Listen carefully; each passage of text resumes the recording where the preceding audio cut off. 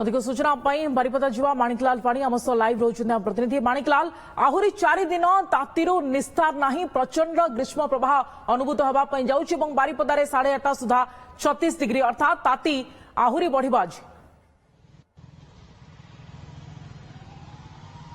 निश्चित देखो बारिपदारे आतंक सृष्टि करछि डह डह खरा बारिपदारे आतंक सृष्टि करछि लोके घरु बाहरिबा एबे उचित मने करूना दिन 10टा परे जेमती प्रकृत रे जो शब्द रे कहा जाए आकाशु निया बरसुछि प्रकृत रे बारिपदारे निया बरसिबार महसूस करिबा आपण निजे अनुभव करि परिबे बारिपदारे निया बरसिबार दिन 8टा बेलकू प्राय ताती आरंभ होउछि दिन 2टा 2:30 पर्यंत ताती रहिछि। आज मध्य समान अवस्था गत 15 दिन हेलानी बारिपदारे वर्षा हैनी तापमात्रा हाईएस्ट रहुछि। आज मध्य तापमात्रा 45 डिग्री बर्तमान पर्यंत देखैलानी 45 डिग्री तापमात्रा हेलानी आउ यह दिन 2टा पर्यंत रहिबो।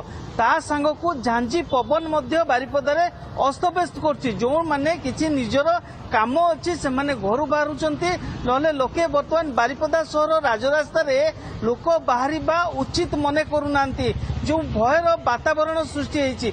बर्तमान सुधा मयूरभंज खाली बारिपदा नो बरं मयूरभंज रायरमपुर करंजिया उदला ए सब जो सब डिविजन अच्छी ए सबुआडे समान परिस्थिति लगी रही पहाड़िया ताती झांझी पवन आउ ता संगको आकाश निया वर्षा दिन 2टा 2:30 पर्यंत यही भाया परिस्थिति 3टा बेलू हल्का जदि सूर्य किरण टिके कमुची किंतु ताती गरम पवन जारी रोची संध्या पर्यंत एवं संध्या हेले टिके ठंडा परिस्थिति होउची। एही भाया स्थिति रे बारिपदा जनसाधारण अस्तव्यस्त हेलेनी आउ मयूरभंज जिले में जहाँ कहउची बर्तमान पर्यंत प्राय 20 रु ऊर्ध्व लोक अंशुघात जनित जो डाक्तरखाना रे भर्ती होइचंती। सरकारी व्यवस्था होइची पानी जो पानीय जल व्यवस्था होइची सत अंशुघात मामला मध्य बढ़ुची एभली खरारे एवं आहुरी 4 दिन मध्य तातीरु निस्तार नहीं आपण जहाँ कहउचंती जे आज प्रबल ग्रीष्म प्रवाह रही बारिपदारे। धन्यवाद अधिक सूचना माणिकलाल।